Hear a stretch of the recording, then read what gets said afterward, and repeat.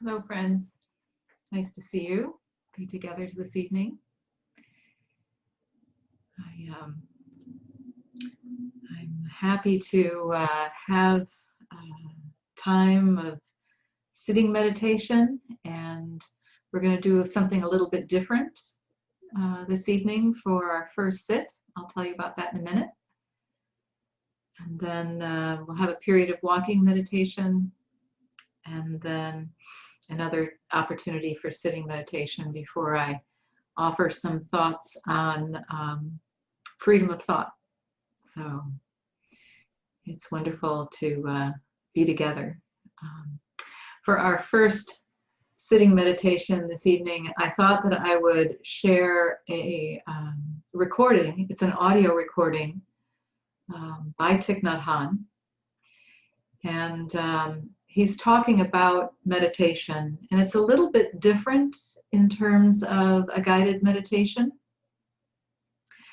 But I just ask that you relax and listen deeply to what he says and follow your breathing as he is sharing his thoughts.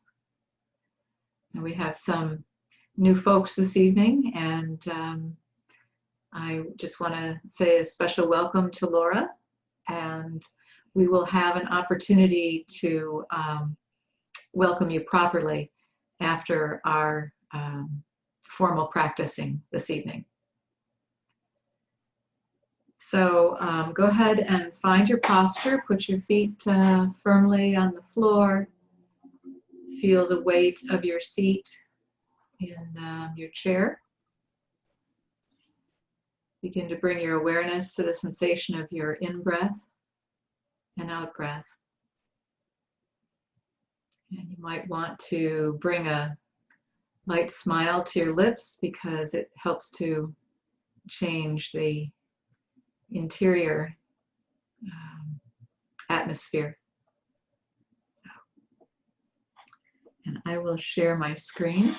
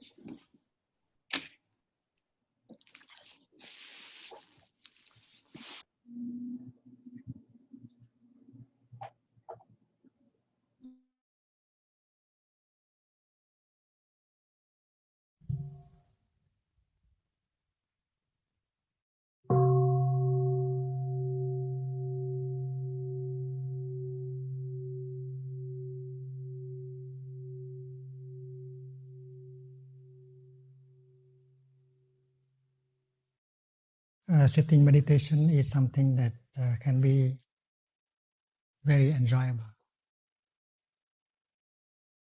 So we should learn how to enjoy our sitting. And the pleasure of sitting, we have to find out what is the pleasure of sitting. Every time we feel we are restless, we are not calm, we don't know what to do, that's when we need to sit down. And if we know how to sit, a few minutes later, we feel much better. Always like that.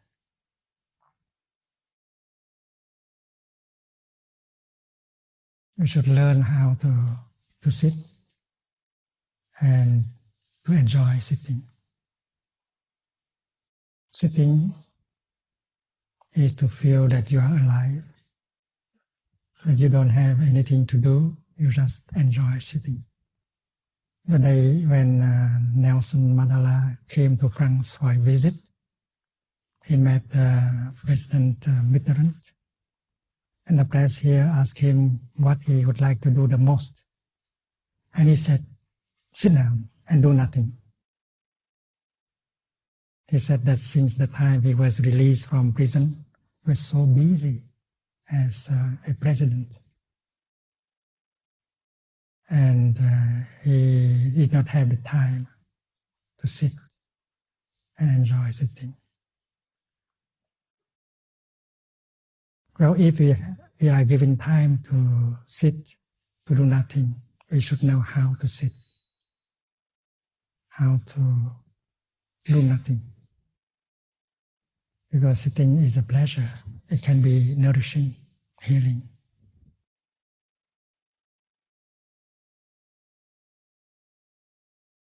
So with a cushion, without a cushion, in a chair, we should learn how to enjoy sitting.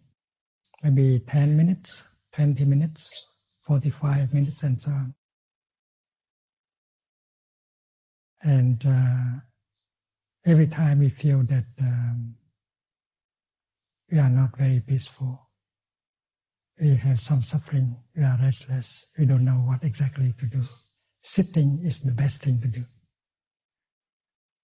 And you sit down, and immediately you follow your in breath and out breath. You enjoy breathing in, you enjoy breathing out. You breathe in a way that can give you pleasure. You breathe out in such a way that can give you pleasure. You breathe in a way that you are aware that your body is there. You breathe out in such a way that you can release the tension in your body.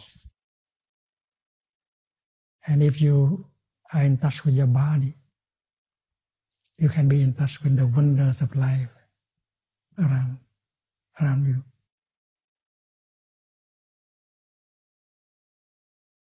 So there is an exercise given by the Buddha, breathing in, I am aware of my body.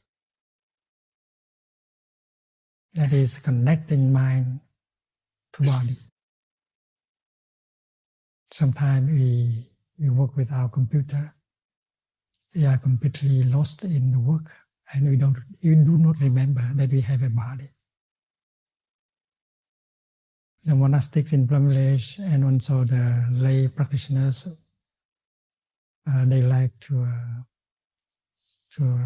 program a bell of mindfulness in the computer. And every quarter of an hour, the bell is invited in the computer, and they have a chance to go back to their body and to enjoy the fact that they have a body.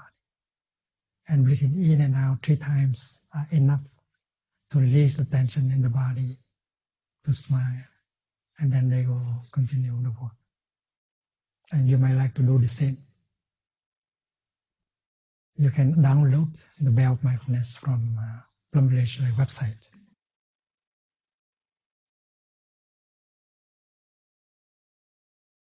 And when you are not restless, when you are okay, sitting gives you pleasure. Sitting is very nourishing and healing. So we should enjoy sitting. We just sit there, allow our body to relax, and enjoy breathing in and breathing out. And during that time, there is no thinking whatsoever, because we enjoy breathing in, breathing out. We enjoy releasing the tension. We enjoy our body, and that is why you don't need to think. If your mind is focused on your in breath and out breath, you can release the past and future, your projects. You are free. Breathing in, I am aware of my in breath. So your in breath becomes the object, the only object of your mind. And when your in breath is the only object of your mind, you release everything else. You become a free person. Freedom is possible with your in-breath. And freedom can be obtained in 2-3 seconds. You release all the sorrow and regret about the past. You release all the uncertainty and fear about future. You enjoy breathing in. You are a free person. Is it possible to measure the degree of freedom of someone who is breathing in mindfulness? Without that freedom, there is no real happiness possible. So practice mindfulness is to get freedom, free from the past, from the future, from your projects, from your worries, and enjoy the fact that you are alive. Breathing in mindfully, you always bring your mind home to your body. And when body and mind are together, you are there in the here and the now. You are truly alive.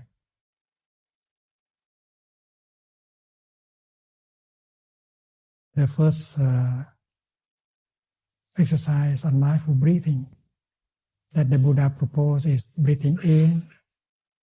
I know this is my in-breath. You recognize your in-breath as an in-breath. While breathing in, you know that you are breathing in, and you can enjoy breathing in. A good practitioner always enjoy her in-breath, and she doesn't have to suffer breathing in. And she also enjoy her out-breath, and she can smile while breathing out. So joy and happiness is possible with your in-breath and your out-breath. The exercise is very simple, but the effect is great because you become a free person. You touch the miracle of being alive. Because someone who is already dead does not breathe in and out anymore. So the simple of breathing in and breathing out in mindfulness help you to be free and to touch the most wonderful miracle, the miracle of being alive, still being alive.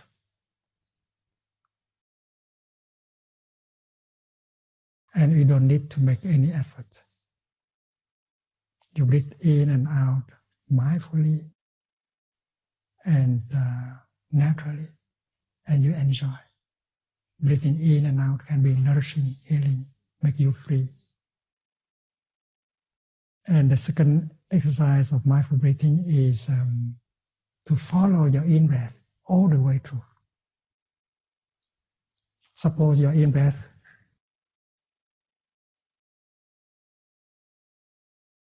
lasts 4 seconds. It begins here and in here. You breathe in, and during the time of breathing in, your mind is focused entirely on your in-breath. There is no interruption at all. So you enjoy more your in-breath, and concentration is deeper during the time you breathe in. You breathe in. So the first exercise is to be with your in-breath and your out-breath. You are with the in-breath. You are not with anything else. The in-breath is the only object of your mind. And there is mindfulness and there is a concentration generated by the act of breathing in. And that alone makes you free from the past, from the future, from your worries. And that makes you enjoy the miracle of being alive. And the second exercise is to follow your in-breath and out-breath all the way through.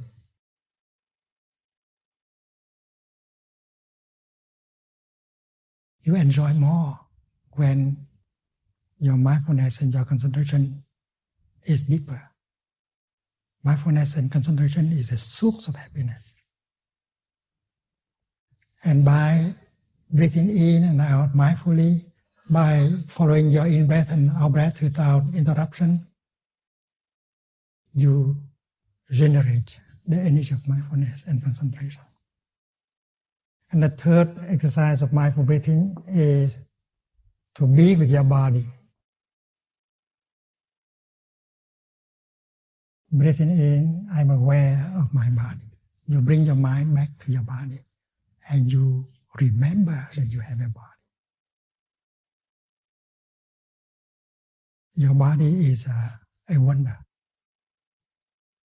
And your body contains the whole cosmos in it. Your body has Mother Earth in it, Father Sun in it, the stars in it. And if you can get in touch truly with your body, you get in touch with the whole cosmos. The whole cosmos have come together in order to help your body to manifest as a wonder. That is why to get in touch with your body is to get in touch with life and the whole cosmos. And that can be very pleasant.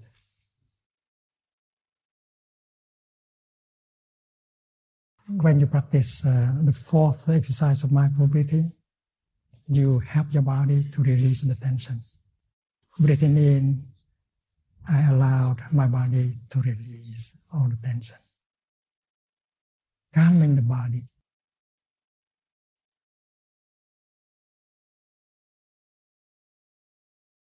The first four exercises on mindful breathing that we should try to master because they can bring a lot of happiness. And we can practice these four exercises sitting, lying down, walking, driving, cooking, taking a shower. We can bring happiness and peace. Suppose you sit on the bus. You have 20 minutes and you can enjoy breathing in, breathing out, breathing, and you can get in touch with your body, the landscape outside. And during that time, you just enjoy. You allow yourself to be in touch with the feelings. And you can stop your thinking. Learning to stop the thinking is very, very important. When you think, you might get lost in your thinking. Our thinking can be sometimes productive, but most of the time our thinking is not productive. It takes us away. You usually get lost in your thinking. I think, therefore I am not there. I breathe, I am there. So what you do in the sitting is to enjoy the sitting. And if we know how to practice these four exercises, and then the sitting become very pleasant. And every minute of sitting can be nourishing and healing. In our modern time, sitting there is a luxury. But as practitioners, we can enjoy sitting in the morning, in the evening, and even when we sit on the bus, we can also enjoy sitting and breathing.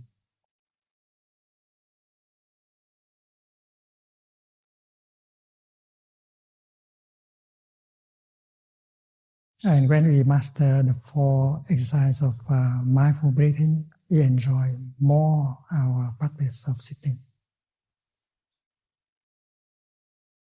To sit is to feel alive, to enjoy the fact that we are alive.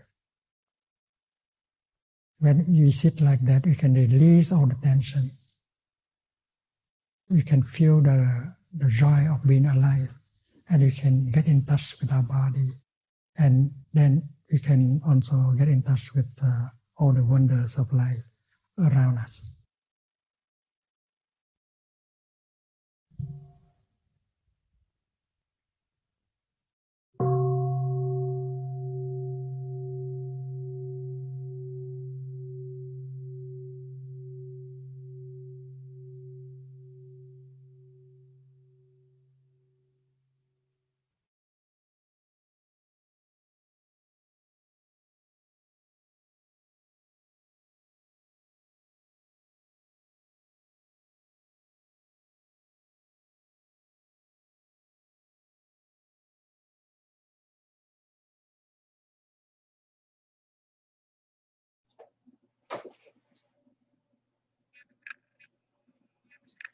Thank you, friends. And now we will enjoy our walking meditation. And I'm going to invite several sounds of the bell. And on the first sound, what we'll do is rise up and behind our chairs. On the second sound, we'll bow to one another.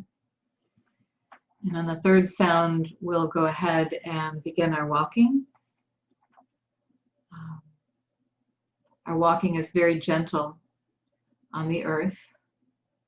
It is a form of meditation where with our in-breath, we take one step, and with our out-breath, we take another. So there's no rushing, there's no place that we're dashing off to. And much like sitting, where we're just being and feeling the nourishment of the whole cosmos, our walking meditation can be very much the same.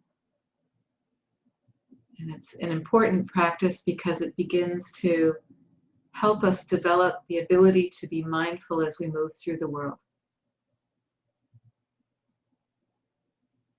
And we might want to support our walking with a short gatha. You might say with one step, yes. And with another step, thanks. Yes. Thanks.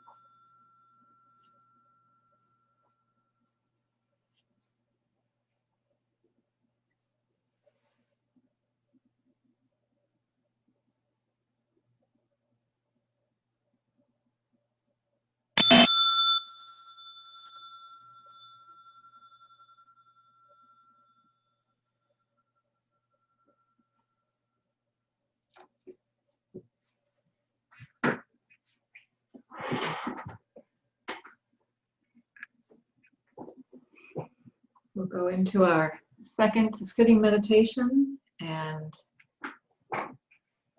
perhaps we'll want to continue with the 4 establishments of mindfulness, being aware of our in-breath, being aware of the full length of our in-breath and our out-breath, being aware of our body, and calming our body.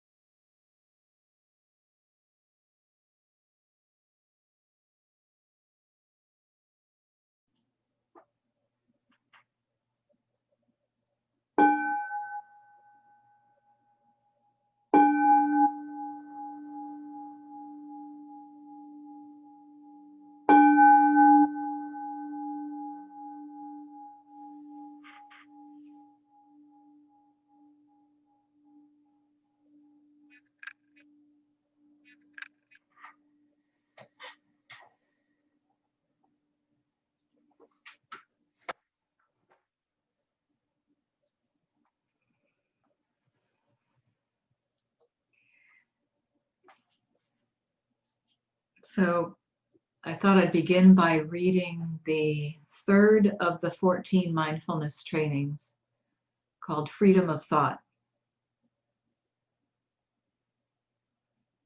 Aware of the suffering brought about when we impose our views on others, we are determined not to force others, even our own children, by any means whatsoever, such as authority, threat, money, propaganda, or indoctrination, to adopt our views. We are committed to respecting the rights of others to be different, to choose what to believe and how to decide. We will, however, learn to help others let go of and transform narrowness through loving speech and compassionate dialogue. When I first was sitting with this, I was sort of imagining that this was a protected freedom of our country. What would that be like? Because we have basic freedoms that are protected in the First Amendment, the freedom of speech and religion, press, the freedom of assembly, and the right to petition the government, or the right to a fair legal procedure, and of course the right to bear arms. But we don't have, as in this country, the right to our freedom of thought. And I do wonder if our country might be different if that was part of our inalienable rights. And I was wondering if it was normalized for us in the US to protect our freedom of thought.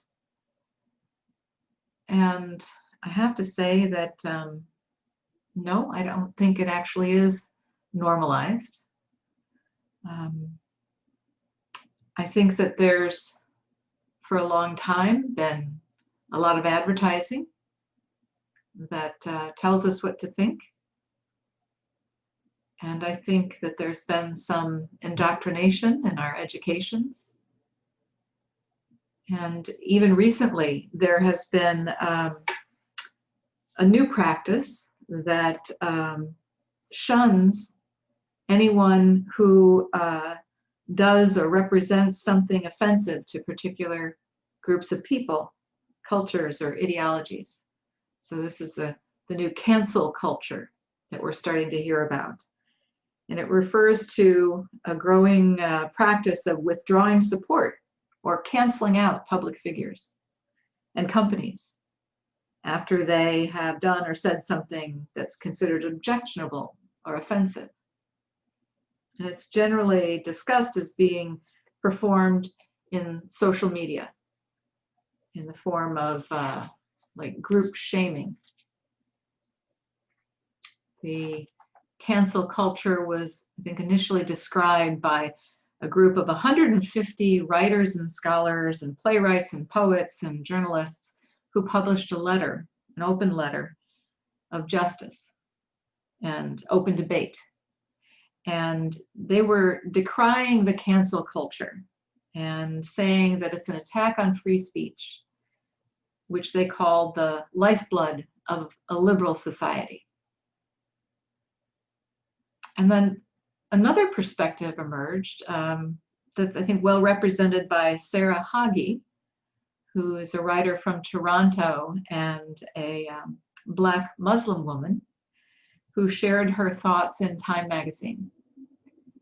She wrote, "Marginalized people like myself can express ourselves in a way that was not possible before. That means racist, sexist, and bigoted behavior or remarks don't fly like they used to. This applies not only to wealthy people or industry leaders, but really anyone whose privilege has historically shielded them from public scrutiny. Because they can't handle this cultural shift, they rely on phrases like cancel culture to delegitimize the criticism. And then for a sort of a third perspective, I was surprised when I was watching the Republican National Convention that many of the speakers were claiming that they too were victims of cancel culture. And so, you know, it kind of raises a question for me, and I wonder if it does for you too. Where are you with this kind of outcry of social media saying, you know, hey, this is not cool, and then wiping out, you know, it's very much wiping out power and popularity because of what's being said. I wonder if it's violating or protecting, depending on which side of this we're on, a freedom of speech, or if it's really something deeper, which is a freedom of thought. Now, we're increasingly polarized in the United States. We have a growing awareness of that. And we not only are polarized, but we have less tolerance for dissonant thoughts. I was reading a Washington Post article on August 28th, and it wrote, in a spate of exchanges that have spanned from Kalamazoo, Michigan, and Bloomington, Indiana, to Chicago and Portland, Oregon, people on both sides of the United States political and cultural divide have been filmed exchanging punches and beating one another with sticks and flagpoles, or standing face to face with weapons, often the police appearing to be little more than observers. And then where is this going? In the same article, it says we are sort of at the stage of polarization where there are more and more people who are seeking confrontation, where they are not simply satisfied with disagreeing with the other side or yelling at the other side, but they want to confront. This is according to Mark Pitkevich, a historian and senior research fellow at the Anti-Defamation League Center on Extremism. He says, we are not just a polarized society, we are increasingly a confrontational society. That this freedom of thought, agreeing to disagree, is becoming eroded. So I return to the mindfulness training. Aware of the suffering brought about when we impose our views on others. I think there's sufferings on both sides when people are forced to conform or when they refuse to conform. And this is happening at a societal scale via social media, public shaming and stripping power and privilege, but it's also for a long time been happening on an institutional and systemic level by rewarding selective races and genders and sexualities and abilities and classes and able-bodiedness. And it's happening on an interpersonal level too. There's this group think that can exclude others who don't think that same way. It's kind of the I think some of behind the glass ceiling and peer pressure and cliques and even private clubs and tribes. But the mindfulness training tells us that we are determined not to force others to adopt our views. And I tell you, I read that and my first thought was, but my views are right. You know, my views are wholesome and healing and well-formed, and they're just right. Well, no, that's actually not what this training tells us, because we know that our thoughts and our ideas and our understanding needs to be dynamic and evolving with the world. So we can't concretize our thoughts and say, I know what's right. We always need to be asking, am I sure? And the mindfulness training says we are committed to respecting the rights of others to be different, to choose what to believe and how to decide. Because as we can see from these examples, everyone wants to choose what to believe and what to decide. Whether it be the 150 poets and writers and authors who are trying to protect the lifeblood of a liberal society, or whether it's the Black Muslim woman, Sarah Hagi, who has a history of being marginalized and silenced, or whether it's the speakers at the Republican National Convention, who may be feeling that they're losing their privilege of a dominant view. So, valuing freedom of thought, our own and other people's freedom of thought, is a spiritual practice. That is the challenge of this mindfulness training. And it is strengthened by our deep looking, our discipline, and the insights that we have when we deep look. So it's important that I continue to ask myself questions like, and when I visit the mindfulness trainings, it's always like checking in, have I done this in the last few weeks? Well, have I misused my authority in the last few weeks? Have I subtly threatened anyone with an undesirable consequence if they don't kind of cooperate or think like I do? Have I spent money or invested to create unjust influence? Now, I don't mean that we can't, for example, donate to a campaign or something that expresses our values. I'm talking here about, for example, in our neighborhood, the developer is proposing building apartment buildings next to the ponds. And I could invest in a lawyer to stop that process so as to keep people who may be of a different economic bracket out of the neighborhood. And personally, I would come down on myself thinking that that would be an unjust influence of using my money and spending and investing in that way. Another question, have I spread propaganda, which is just biased information to support a particular point of view, cherry-picked data to make a point? Have I expected, encouraged, or demanded people to just accept my beliefs without question? Do it because I say so. Believe it because I say so. None of those things are actually wholesome and healthy in protecting freedom of thought. So this is one of those trainings that we can look at regularly and just check in. How are we doing with this personally? But I think there's a larger question too about freedom of thought, and that is, how has my personal or your personal freedom of thought been eroded by the actions and influences of others? And recently, many of us were able to sit together and watch the film, I Am Not Your Negro. And that film, perhaps more than others even, really makes plain that my free thought has been hijacked by a white supremacist national story.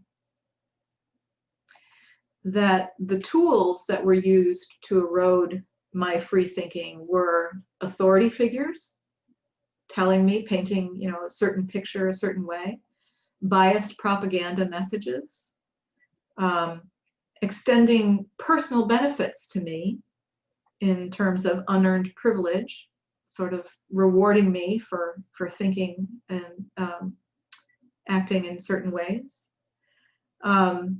stirring up the threat of violence, making me afraid of particular group of people, and indoctrination, sort of an expected acceptance without questioning as I was growing up. So I find that to be incredibly disturbing. And it's not as disturbing as the actual suffering that I've been missing all these years. But it's also part of what's so unsettling about this is that my free thinking was so completely co-opted. And it makes me inspired to do a much better job going forward. And returning again to the National Republican Convention, there was, again, a Washington Post article that frames the convention actually as a 4-day display of propaganda-style programming. And this is by a fellow named Peter Pomerantsev, who is a former Russian television producer and author of a book called Nothing is True and Everything is Possible. It's a memoir that describes the Kremlin's efforts to manipulate the news. And Peter says, quote, "It reminds me of things I've seen in Russia before. Facts don't really matter in this context. You're just telling different people what they want to hear, so the facts become tertiary. They're not trying to even win a debate. They're trying to feed people's confirmation biases and their fears." So each of us, I think, is vulnerable to having our confirmation biases and our fears fed. And as mindfulness practitioners, this training, I think, very much tells us that we have to continually work to illuminate our biases and to calm our fears in order to protect ourselves and our society from this kind of propaganda. As mindfulness practitioners who embrace peace, nonviolence, healing, and reconciliation, we practice with this last part of the mindfulness training, which I think is the hardest and the bravest part. And this last part says, we will learn to help others let go of and transform narrowness through loving speech and deep listening. So this training isn't just about protecting our own free thought and protecting ourselves from dominating others and influencing their free thought. It's not just about respecting and taking care on this. It is actually, when we're hearing somebody who is narrow, helping them to transcend their narrowness so they can expand their thinking. Well, I look at this challenge and the first thing that comes up to me is, how do we define narrowness for sure? You know, if I'm going to step forward and try and help someone, I need to be sure that what's going on is not wholesome. And I think this is where the mindfulness trainings provide such a helpful ethical frame. They're universal humanist ethics. And so we can look to the trainings and have a very reliable sense of whether or not something is wholesome, whether or not it is going to stir up suffering in other people and ourselves, and what the steps are that we need to take in order to transcend that suffering. The other thing that we can do to know what is narrow is to actually turn toward the beloved community and to lean into this challenge out of compassion and love, not as trying to correct somebody, but just in a real brotherhood and sisterhood way. And we do this not only with the people who are easy to love, but with those who are difficult to love. That we are leaning in out of dignity and compassion and wanting to come at this from a very genuine, caring place. not as a place of judgment. And then if we're really going to help others transcend their narrowness, I think it's important that we are helping ourselves first, that we are really challenging where our own thinking might be narrow, being mindful of it and transforming it actively. And then we also, I think, need to take care of our own trauma that we might be feeling, our own activation, and do the deep inner work of healing so that we're not approaching this from a reactive place. So this process of extending to ourselves a lot of self-care and being prepared, of knowing how to regulate our own nervous systems so that we can engage lucidly and compassionately, is a big part of helping ourselves and others transform narrowness. The third part of this is practicing loving speech and compassionate dialogue. You know, those are the two strategies that are actually suggested in the training to help people transcend narrowness. And that challenge of compassionate speech and dialogue is breaking the silence. We have a growing awareness that silence is violence. And so we have to find our words and speak out. And for me, what I've experienced is the words that work in those moments are words when I'm speaking from my own vulnerability.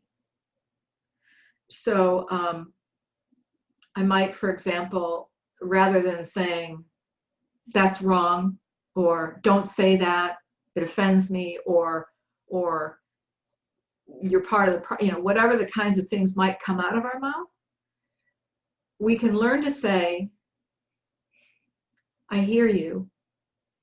And when you say that, it kind of breaks my heart. Or whatever the words are that you're experiencing in that moment, so that you're being authentic and you're grounding the conversation in your own lived experience. And if you do that, no one can tell you that you're wrong. They can laugh at you. They can say, well, that's ridiculous, you're just too soft, or you don't understand. All those other things can happen. But if you keep it in your own vulnerability, then there's the possibility of real compassionate, loving dialogue. And there's also a kind of listening that we can do. Part of it is speaking, but part of communication is the listening, a very big part. And there is active listening that we can train ourselves to do that's empathic. And this is a big part of nonviolent communication practice. And I've been working with Brother Mann, who is a monastic in our tradition, who is putting together listening circles. And people are participating from all over the country, learning this empathic way of listening.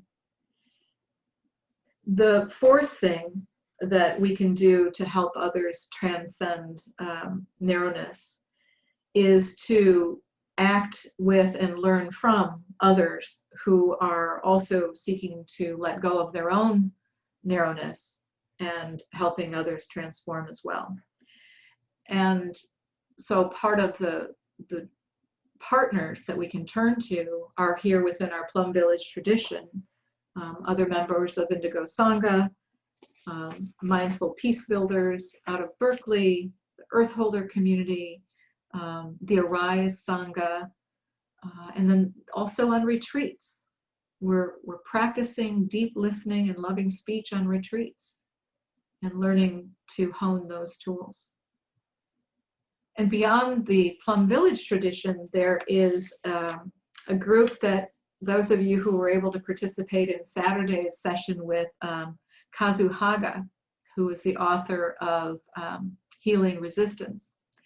He was talking about his involvement in something called the Yet to Be Named Network.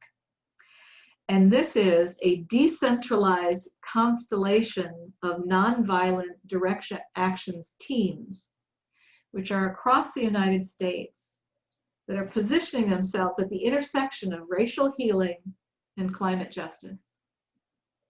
And they're practicing nonviolent communication. They're training themselves in how to listen deeply and speak from fierce vulnerability.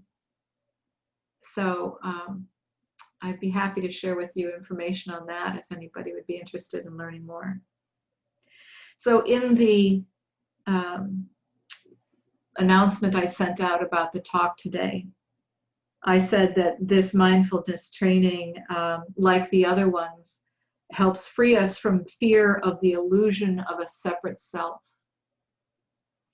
And how does this freedom of thought challenge help free us from the illusion of a separate self? Well, I think quite intimately, when you look at this training, you realize that you are both influencing and being influenced by other people's thought. And it can be in ways that help us transcend and open up our minds, give us more understanding, or it can be in ways that shut us down and channel and limit our thinking. And so this is one of those places where our inner being with one another is really quite apparent, because the way that we're sharing and conveying our thoughts or shutting them down is something that's having a lot of influence on the health of our society and on the health of individuals and on the marginalization or the welcoming of people. So I'm going to stop there. I'm going to open it up for Dharma sharing. And as I do, I will go ahead and turn off the recording. So anything that is said in our sharing is held in confidence.